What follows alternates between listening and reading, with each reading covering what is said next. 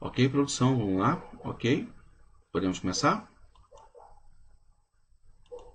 Ok, muito bem. Esse é o nosso último vídeo, o vídeo do nosso último tópico, nosso último capítulo do livro Nossa Professora Anitta Kon, que a gente está seguindo. Esse é o nosso vídeo derradeiro. Eu sei que as pessoas estão muito tristes, mas na verdade é importante que a gente saiba que o curso está acabando, a gente precisa se preparar, entregar os trabalhos, se preparar para a nossa prova. Hoje vamos falar sobre políticas públicas.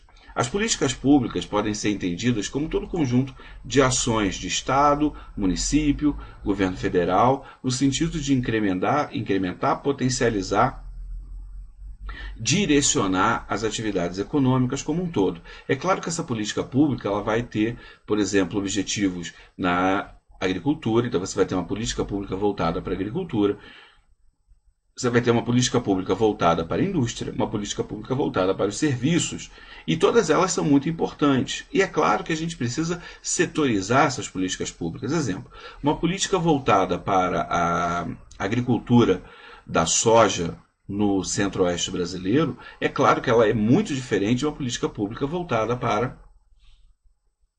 a agricultura familiar.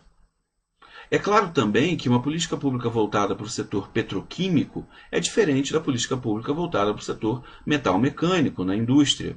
E os serviços, então, a gente poderia, serviços que ganharam grande importância, né, nas últimas décadas, você também precisa de uma política pública voltada para eles. E é claro que você vai atuar na área, é claro, dos serviços ligados à população mais em geral, serviços públicos, né, água, luz, telefone. Você vai ter uma atuação, por exemplo, no turismo, você vai precisar ter uma atuação no comércio. Então, esses serviços públicos, eles são importantes, mas o turismo também é, o comércio também é, e todos os segmentos são importantes. Aliás, na verdade, né, a economia de serviços tem ganho cada vez mais importância. Mas para nós hoje, o importante é falar sobre a política voltada para a indústria, política voltada para a área industrial. Muito bem, pessoal. Primeiro a gente precisa falar dos instrumentos voltados, os instrumentos de política industrial que a gente teria à nossa disposição. Primeiro, os instrumentos fiscais. Os instrumentos fiscais são aqueles que dizem respeito aos gastos e à arrecadação do Estado, ou seja, o aumento da carga tributária ou um corte dessa carga tributária para que a gente tenha incentivo ou desincentivo de determinadas atividades. Por exemplo, você tem uma carga tributária muito grande no setor de cigarros, o que me parece ser bastante correto, no sentido de que você tem um preço mais alto para inibir o consumo, principalmente dos consumidores mais jovens. E você tem, por exemplo, a possibilidade de ter uma isenção nos tributos para se instalar num determinado lugar no Brasil, para, por exemplo, uma montadora de automóveis se instalar em um determinado lugar no Brasil, para levar para aquele local uma possibilidade maior de desenvolvimento econômico. Então, você tem a possibilidade de cortar tributos, diminuir, né, a carga tributária sobre determinados ramos da indústria, sobre determinados segmentos, e também em determinados locais para poder atrair esses investimentos. E, é claro, você tem a possibilidade também de aumentar os gastos do Estado em determinadas áreas, para aumentar, por exemplo, a infraestrutura e tentar atrair para aquele local investimentos. Ok?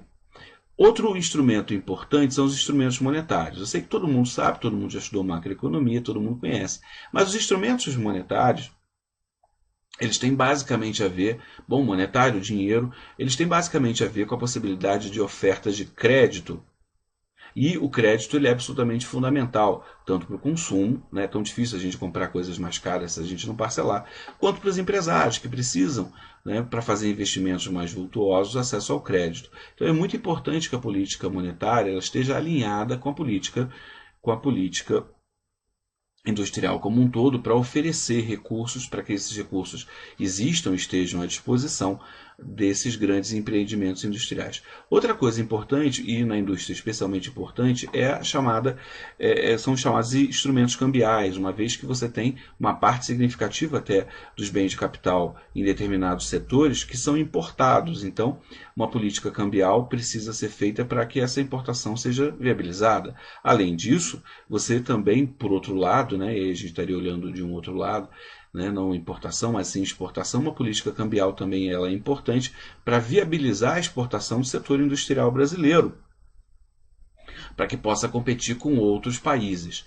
É importante que quando a gente fala de política fiscal, política monetária, quando a gente fala de política cambial, todos esses fatores macroeconômicos, é importante que a gente tenha esses fatores macroeconômicos alinhados, e principalmente alinhados a uma política mais de pente fino, ou seja, não adianta você fazer políticas específicas, políticas de instrumentos de intervenção mais específicos, que seria o nosso quarto item, e manter uma política macroeconômica recessiva.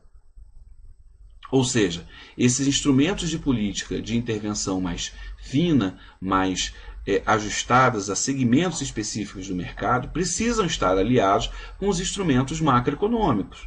Senão você está dando um incentivo para um determinado segmento da indústria através de uma política de intervenção direta, e você está fazendo toda uma política macroeconômica recessiva e fazendo com que a economia, toda ela, tenha dificuldade de crescer. Então você precisa de um alinhamento entre essas políticas macro e as políticas de intervenção mais direta. Essas políticas de intervenção mais direta, na verdade, nosso quarto item, como eu já falei, são instrumentos em que a gente vai ter o quê? A gente vai ter a atuação do governo voltado especificamente para um determinado segmento. E aí você vai poder fazer uma política mais próxima, passar um pente mais fino e fazer coisas que são voltadas para um segmento mais específico. Todas essas políticas devem atuar juntos, como a gente combinou. E, de forma geral, é importante que essa atuação seja uma atuação bastante integrada. É difícil, às vezes, e nos últimos anos, nas últimas décadas, já são muitas, nas últimas décadas a gente ter uma política nacional mais coordenada. Alguma coisa, né, um programa de desenvolvimento nacional que seja mais coordenado, levando em conta todos esses fatores. Mas isso é algo fundamental para o crescimento do país. A regulação ela vai lidar basicamente com 3 aspectos: o nível de preço, a estrutura de preços e também os objetivos da competição. Tá? No nosso livro, no nosso material, todos esses elementos estão bastante especificados e estão bastante explicados. É importante que a gente compreenda que a regulação ela tem que atuar, por exemplo, no nível de preço, porque eu não posso deixar que um determinado segmento inviabilize o mercado como um todo. Exemplo, eu não posso deixar que água, luz, telefone, por exemplo, esses 3 segmentos, tenham um aumento muito grande no preço. Isso vai comprometer o orçamento das famílias e vai comprometer até o orçamento das empresas, fazendo com que sobre pouco dinheiro, por exemplo, para as famílias fazerem gastos e comprarem bens que são produzidos, né, na indústria nacional, ou mesmo importados. Na verdade, você tem um segmento, água, luz, telefone, que está indo muito bem, e você passa a ter dificuldades em todo o restante da economia, ou seja, um determinado segmento do capital passa a ter lucros muito grandes e você inviabiliza o sistema capitalista como um todo. Então é importante que a gente tenha toda essa vigilância. É importante também, principalmente em setores estratégicos, que o Estado tenha uma intervenção no sentido de garantir a qualidade dos serviços. Você não pode ter energia elétrica, por exemplo, até para a própria indústria, que seja algo que não confiamos.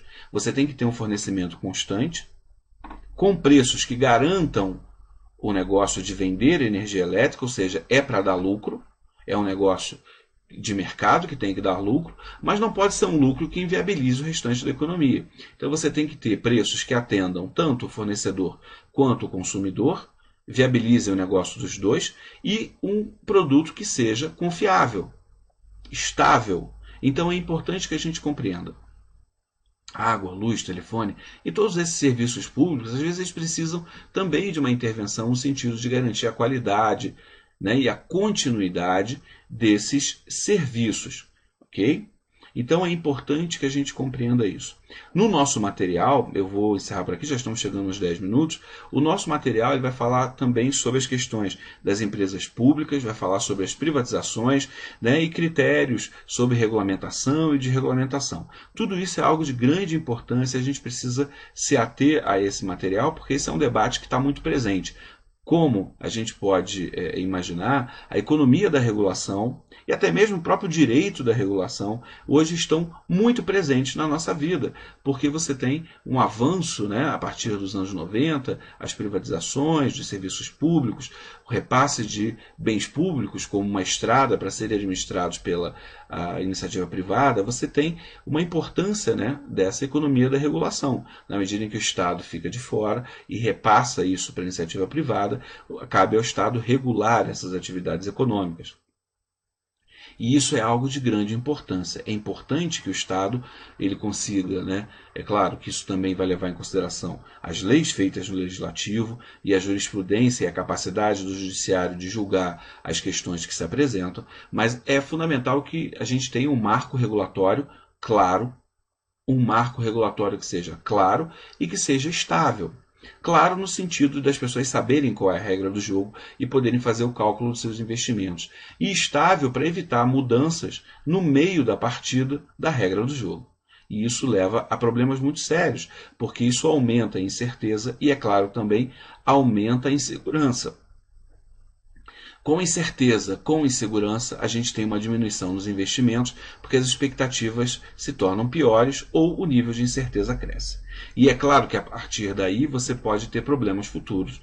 É claro, gente, o marco regulatório ele vai mudar, ele precisa mudar, porque a sociedade muda e a economia muda. O que a gente não pode admitir é que ele mude ao sabor de determinados grupos, de determinadas pessoas, ou ele fique mudando meio que aleatoriamente por movimentos legislativos que às vezes não fazem muito sentido. É importante que a gente compreenda que as mudanças são necessárias, mas não podem ser mudanças que ocorram sem um motivo. Isso faz com que a gente tenha alterações no marco regulatório que levam a problemas, até mesmo uma maior desconfiança. Então é importante termos marcos regulatórios claros para cada setor, para cada segmento da economia e, com isso, uma atuação do Estado mais, digamos, profícua e, é claro, que gere maiores, digamos, benefícios para toda a sociedade e também para a economia. Muito bem, não vamos deixar de ler o capítulo 10 e último capítulo do nosso livro. Eu espero que vocês tenham gostado de todos os vídeos até aqui. Para mim foi um prazer muito grande ter feito todos esses vídeos. Eu espero que o curso tenha sido de um bom proveito. Não esqueça de fazer os trabalhos que foram propostos. Não esqueça de estudar para a nossa avaliação. E, é claro, até a próxima. Tchau!